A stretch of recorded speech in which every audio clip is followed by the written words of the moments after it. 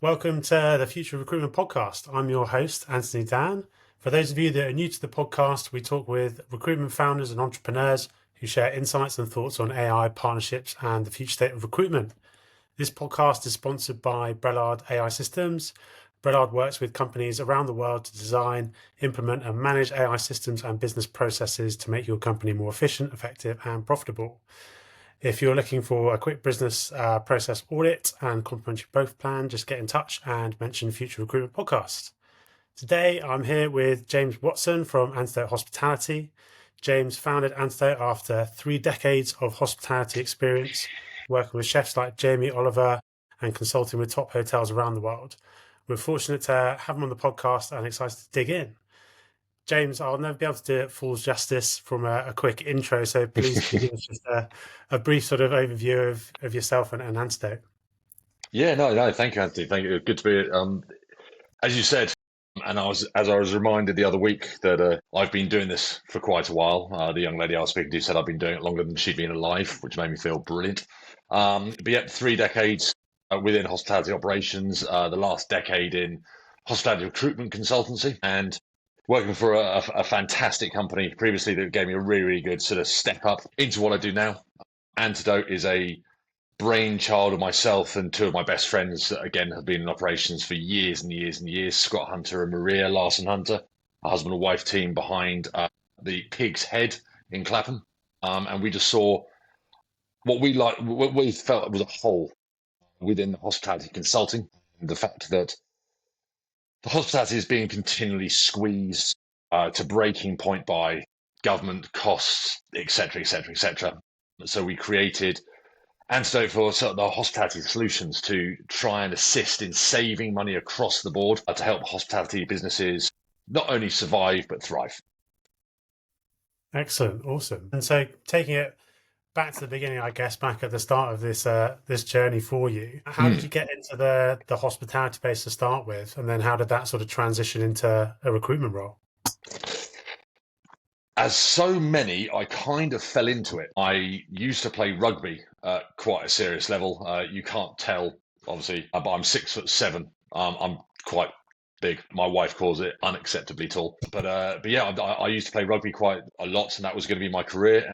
Unfortunately, I bent my knee back the wrong way, and then broke 3 vertebrae in my back in 2 separate incidents. So I've been working in pubs since I was 14.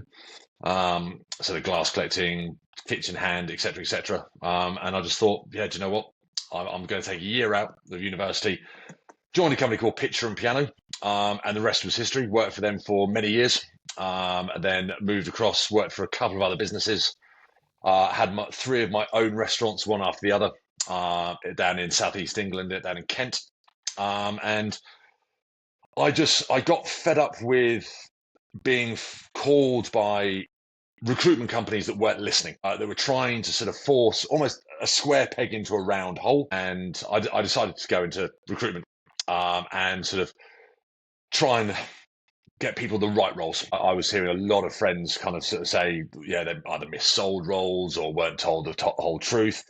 And again, with no disrespect to certain competitors, let's say out there, that yeah, I had exactly the same. They were mis-selling me roles. They were borderline. They weren't listening to the briefs that they were given, and they were just kind of going, oh, general manager or chef in this area, they're going to want my role. They're going to work here. And I found a lot of people listen to answer rather than listen to actually listen. And they've already got teed up what they want to say. So I joined the previous company I worked for 10 years, which was B Recruitment, and learned a hell of a lot. I became very, very good friends with Rory Lefan, who is the owner and founder. We're still great friends to this day. So I literally was messaging him at moments before I spotted a spelling mistake on one of his job ads, and I just sort of went, "Yeah, mate, you spelled that wrong," and just having a good old catch up. But yeah, I mean, one of the reasons I got into the recruitment is yeah, because I just got fed up with the misrepresentation. There's a lot of great recruiters out there. There's a lot of very bad recruiters out there, and like solicitors, like estate agents, the bad ones give the sector a bad rep.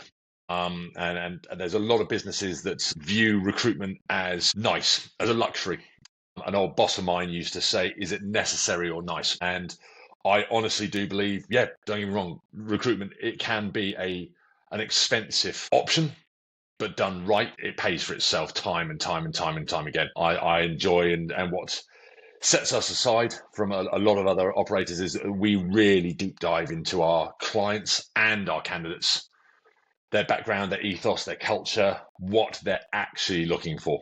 And I've had conversations with certain candidates that they've said one thing, and then after we've sort of gone through and discussed it at length, they've kind of realised that the one thing they thought they were looking for actually isn't. It's very, very different. And the same with clients as well. Yeah, I guess that comes from your wealth of experience actually in those businesses, running them yourself. Yeah, I mean, I've the amount of times, the one that springs to mind all the time. Look, I live down in sort of in southeast England. An hour for travel for me can get me 50, 60 miles. An hour in London can get you 2.5 miles. It's mad. But certain people, when I'm speaking to them, kind of go, yeah, that's fine, that's fine. I'll do the hour commute. I'll do the hour commute. And when you get, no, you won't.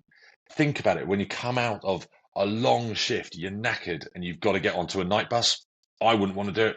Why would you? And there's, again, with people, certain recruiters, certain consultants trying to push a square peg into a round hole, as it were. It's the only person's time you're really wasting is your own, because you're going to be refilling that role. And it's just be honest. Yeah. And your time over the last decade then, so Antidote's relatively new, isn't it? Is it a year old? It's coming up to a year. It'll be a year in January. So yeah, we're sort of 9 coming into 10 months old. So yeah, it's been an interesting first year. Excellent. So what have you sort of brought over? Because I imagine the last 10 or so years that you've been in recruitment industry's changed. So it's probably a Mm. bit of a change coming from the hospitality side into recruitment, but then that actual recruitment industry's changed quite a lot over the last 10 years. What was it like when you started, and what have you sort of changed and brought over now? It was, as look, going out on your own, not having a guaranteed income is terrifying. So I've got a wife and 2 kids. I've got mortgage. I've got bills to pay.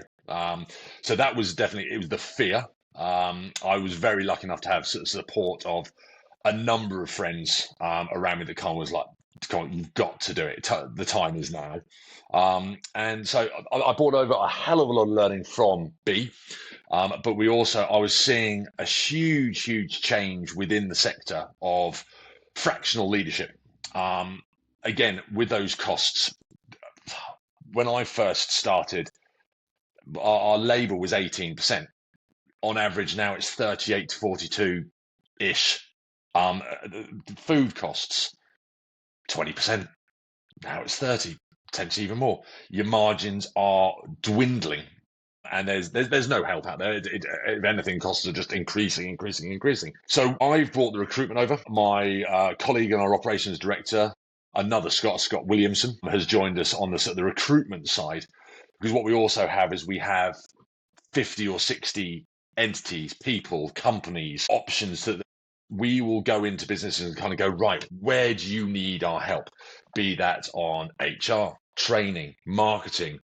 One of the sort of things that sticks in my mind, I was working on within a company doing a new hotel down in East Sussex, stone's throw away from where I live, and they just couldn't get mobile phone signal, couldn't get decent sort of signal down where they were. They're very, very rural, but we actually, through one of our partners and one of our partner companies, we got them Starlink down there that they actually couldn't get themselves, but our partner company could.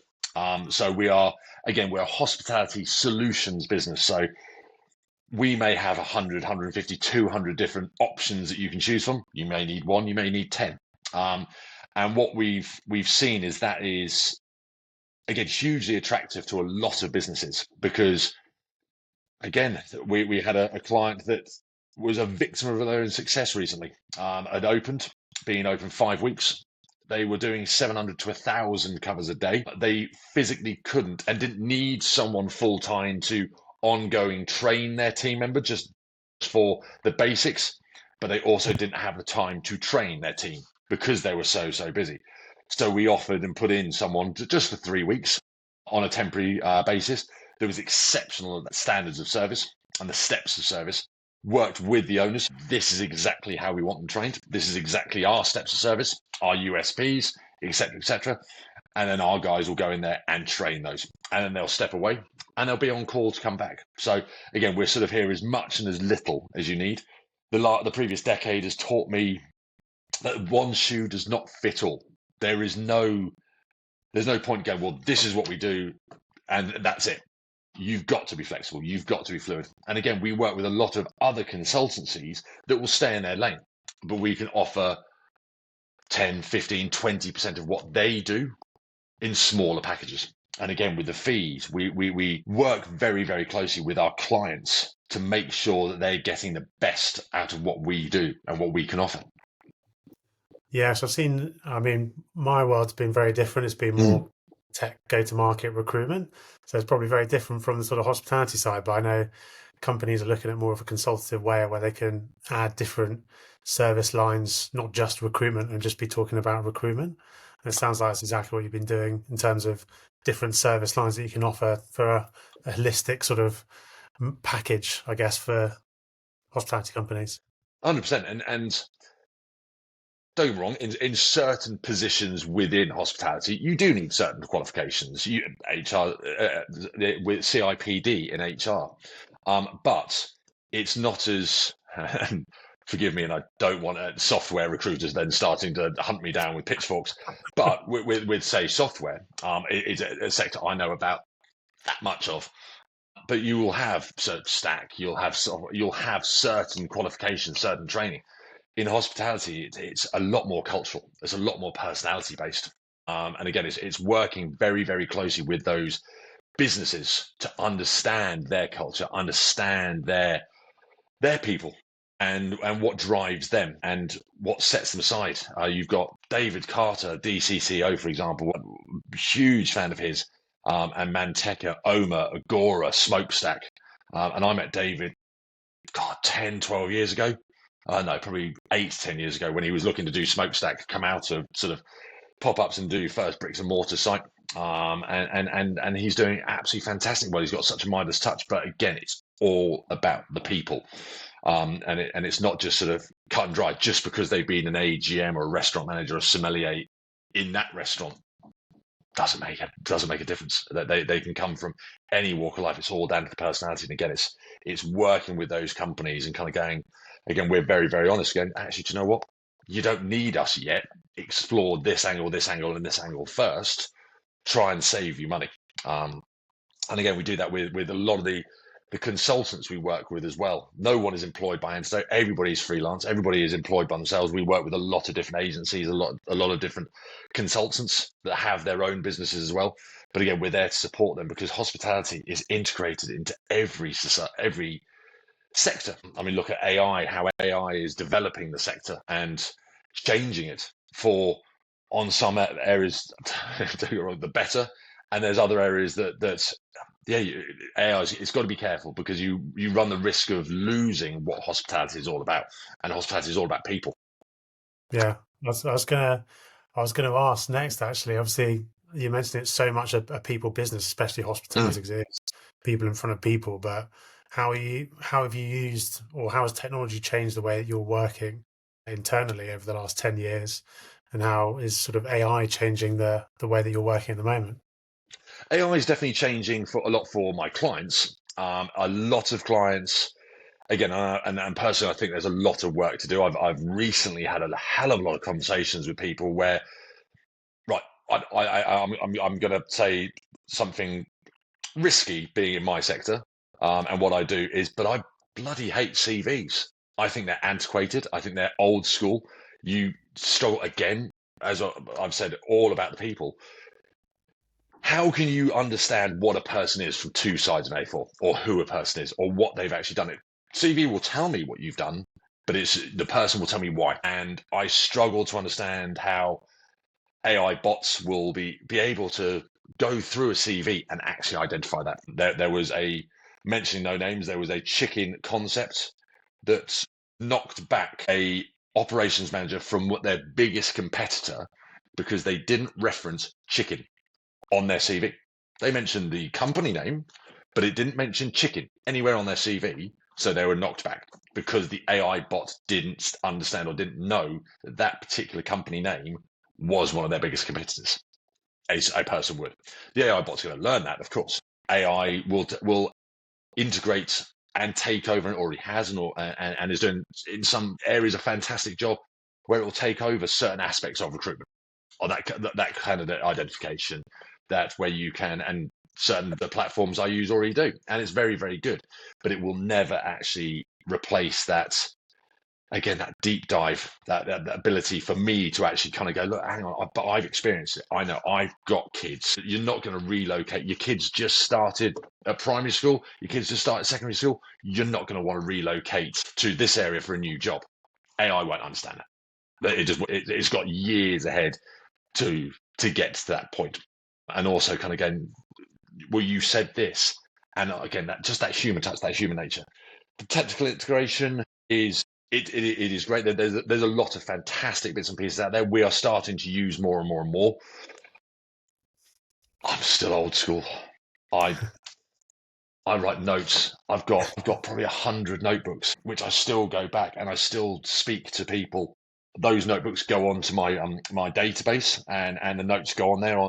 But I've got my shorthand. I'll go back through them. I spoke to them. Spoke to a very old friend this morning. I spoke to him coming out of COVID. I've got my notebooks from coming out of COVID and caught up with him going, oh, well, yes, you said this, you said this, you said this. AI will be able to pull that like that. But again, it is going well. There's a lot of that automation. Again, that's the wrong word. Automation. I believe Wendy's are using it. I believe Popeyes, and I do believe quite a few coffee sort of drive-throughs are using it sort of when you go up and order. That side, great. Yeah, the mundane tasks for AI, and we're working with quite a few different companies that are automating those mundane tasks within hospitality and within sort of the chef side of it as well. I became a chef because I wanted to cook, not because I wanted to sit down for 3 hours and fill in paperwork. That's not my bag. So it's coming, it's here. There's still, personally, I think there's still a lot of work to do on it, to fine tune it, let's say. Yeah, no, I completely agree. There'll be elements that AI can do and elements that AI will never be able to do, especially in terms of your like internal business processes as a recruitment, staffing, consultancy. I'm sure there'll be quite a few bits, but in terms of hospitality, it's a human business. 100%. Well, thinking about that, all these different areas that it could sort of be in. If you had a magic wand now, a little AI magic wand that could automate one of your processes, what would that be? Oh, God. Oh, do you know what I would love? But again, this takes out the human element of it. I would love to be able to speak or get back to every single person that applies for a role. I know it is a bugbear within the sector. It annoys a lot of candidates. I do my utmost. If I speak to someone, I update them. I keep them updated. And I'm also very honest. Okay, look, if they're not right for the role, I will tell them they're not right for the role. I will say, look, if anything comes up that matches what you're looking for, I'll definitely come back to you. But again, I am human. We all make mistakes. And I've only got a finite amount of memory and a finite amount of time in the day. Some roles I will put out. I put out an exec chef role 6-8 months ago. Good salary, fantastic opportunity. There was no way I could physically get back to every single person because I had about 3,500 people apply. I wouldn't have any time to do anything else. So I'd love to actually have the ability to talk to everybody that applies. That's something I would love to do. And I know there are platforms that can do that. But then again, as I said, I would like to talk to them because I think that's the personal touch. And also, it takes time for people to actually kind of reach out. Manage my diary as well. I'd love something like that. Not just work, but personal. I look back to when I was younger and I didn't have kids and I thought I was busy. And absolutely no. I had no bloody idea. Literally, it's just, I think we've got 5 different calendars now, just everywhere, all over the kitchen wall, that we all band practice and different things. And with my eldest going to secondary school, she now is a budding thespian, and she's like, yes, I'm doing this play and that play and that play. And so it's but I mean, AI is changing, bringing so many bits and pieces, so many opportunities that it's it's a struggle to keep up with everything, the daily changing. It's absolutely fantastic. I use ChatGPT and a couple of other platforms on a daily basis now. And people I worked with a year, 2 years ago, I was viciously against it. But I've changed. I see the opportunity. I see the benefit of it. It's a platform called Quant that we work with that's starting to automate a lot of kitchen processes. And again, those mundane, those temp records, etc., etc. But there's some fantastic bits and pieces out there that, again, is working very, very closely with other platforms. And I just think it needs to, the integration, again, maybe slightly off topic from what you asked, but gone are the days where I used to work for some branded companies, they would hold their staff handbook very, very close and tight to their chest, going, don't share it with anybody, it's secret, it's ours. No one else does it as good as ours. It's an amalgamation of 15, 20, 30, 40 different people that have worked on that. And from their previous experience. So you may have, if you're talking about a branded high street restaurant, you may have 15, 20 other branded restaurants, previous experience sort of put into there. And I think companies need to be a little bit more open with the allowance of integration. When I had my restaurants, if something opened down the road, good. It challenged me. It made me better. It made our teams better. The only people that get worried is because they know they're not doing the best they can. So all company, I'd love to see it that companies, yeah, sort of open arms and go, yeah, let's integrate with everything. Let's all work together for the better improvement. Yeah, I think definitely. I mean, I said time and time again, AI won't take your job, but someone who's using AI probably will, Yeah, yep, and someone who's actually integrating it. But I think it's the same on a company level, like you were talking about, like a square peg in a round hole. mm, Workflows and AI is becoming more custom to the company. You've got companies like Lovable where you can go on and build an app or a website mm, just by talking at it that can be customized fully to your processes and how you work. exactly, exactly. Is that's customization. And again, with what we do, the recruiters that I do this and this is what I've always done and this is how I've always done it, they will cease to exist. I mean, again, you look at COVID, I imagine. horrific time globally, but trying to look at the positives that came out, it cleared out some of the dead wood within the restaurant trade. And you look at the resurgence, you look at what the surge of independence, of small developing companies, of those people, it shone a light. Oh, I live rurally. I knew I had butchers and bakers and farm shops all around us, but we didn't go to them. We do now. We support local because the difference is exceptional. And the local pubs, the local restaurants you've got around it, don't get me wrong, there's always places for those larger chains. I go to Bill's, I go to Coat, I go to Wagamama's Wacker, etc., because my kids love it. I know it. And again, I know what I'm getting. That's brilliant. But again, the smaller boutique operators, the ones that roll with the punches, that change, that fluidity, is key because again, it goes back to what I said earlier. It's not a one shoe fits all, and the original early AI side of it was very much, well, yes, this is what it does. But now, again, as you said, that completely customizable op- operations and options out there that you can change, adapt, learn. That's where it's going to be really, really exciting in the coming years, Yeah, months. I've spoken to a lot of like boutique agencies. I know that they're probably the ones that are going to be affected most in a positive way, that they're Mm, going to get access to this enterprise power from AI applications that they can sort of supercharge the way they do things and mm.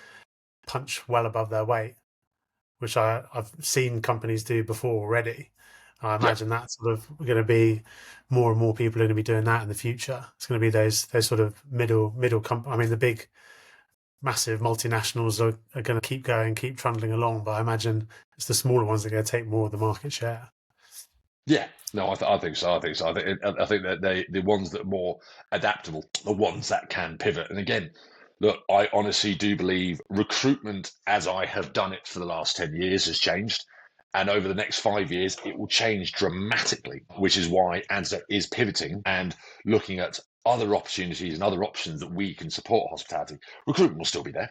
I will still be doing it. That's my niche. That is what I'm known for. That's my reputation. But it will dramatically change. And it will be those people that can change, can pivot, can adapt that are going to stay around. Yeah. So what's your sort of next 1, 2, 3 years looking like for Antidote? changes on a daily basis, to be honest. What I'd like to do is, and we're really pushing it, and we're starting to get some really, really good traction. It definitely hindsight. If I was talking to myself this time a year ago, we've done really, really well. We've had some amazing clients and some amazing support. We're starting to get out there. I haven't had time to redo the website. So we've had very, very, very limited SEO and sort of exposure on Google. It's all been natural and organic, which is lovely, which is great, all recommendations. But I want to really, really push the consulting side. I would say that's probably 25 to 30% of our business. I want to ramp that up to 75%, 80% of our business. We've got some fantastic, fantastic consultants, fantastic businesses we work with. Our friends, they're all tried, they're all tested, they're all known to me or my team, our sort of wider network. So it's definitely sort of growing that.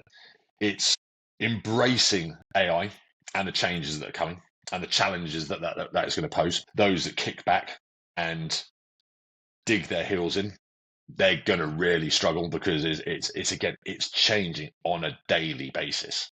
So again, it's though we are going to evolve, we're going to develop, we're going to change, we're going to pivot, we're going to look at lots and lots of different things. We are moving into the international market as well. We're moving into the US and UAE, as well as Europe. We've already got a lot of European roles on. So that's going to be really interesting over the next year. I think Saudi is going to be a hugely developing market. It already is, with everything that's going on there. So it's a really exciting time. It's definitely keeping me on my toes. And yeah, we just want to continue to grow in reputation. As I said, embrace those changes and see what the future holds. But nothing's really set in stone. Nothing's written, as it were. I'm just kind of taking each day as it comes. James, it's been so good to have you on the podcast and talk through everything from early days to now and the future. Well, thank you for having me. Great to have you on. If anyone wants to get a hold of you, what's the best way to get in touch?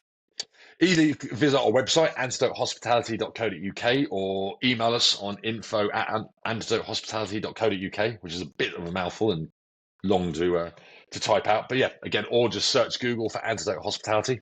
We will pop up there as your top result because there's no other Antidote Hospitality in the world, which is nice. And obviously we're on Instagram, I'm on LinkedIn. So yeah, anyway, feel free. Give us a shout. Well, thank you very much, everyone, for listening. See you next time. Take care.